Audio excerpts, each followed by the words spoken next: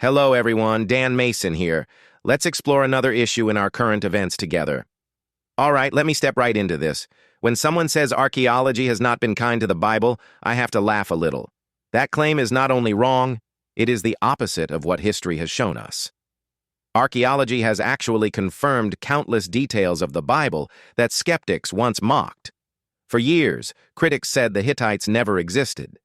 Then, archaeologists dug up their capital city, which contained thousands of clay tablets proving they were a major empire. The same thing happened with King David. For decades, people claimed David was a myth like King Arthur.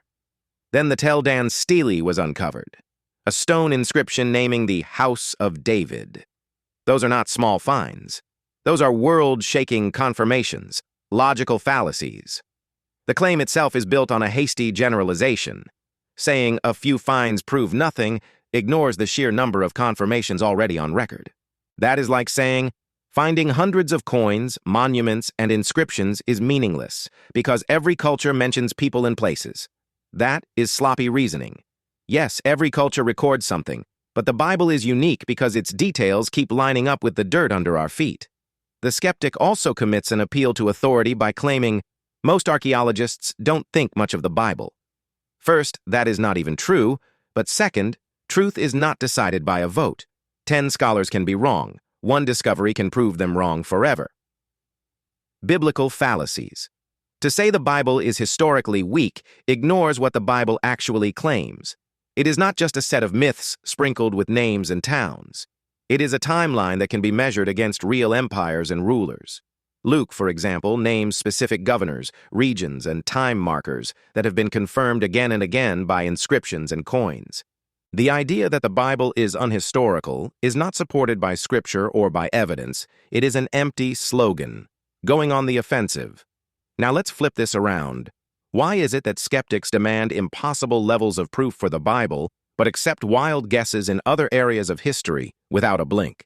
They will believe entire narratives about ancient Egypt based on a broken inscription or a pottery shard. Yet, when a dozen biblical cities are found in sequence, they call it a coincidence. That is not science. That is bias. And here is the bigger fight. The real reason skeptics hate biblical archaeology is that it ties faith to fact. If Jericho's walls really fell, if David really ruled, if Jesus really walked the streets of Capernaum, then the Bible is not just a book of comforting stories. It is a record of God acting in history. That means judgment is real. That means sin is real. And that means Jesus Christ is not just a name in a book, but the risen Son of God who demands a response. So no, archaeology has not been unkind to the Bible. Archaeology has been unkind to the skeptic who keeps getting proven wrong. The fight is not over evidence. The evidence is already there. The fight is over whether you will bow to what that evidence points to or keep shifting the goalposts because you cannot stand the idea of being accountable to God. Please like, subscribe, and leave a comment to support this channel.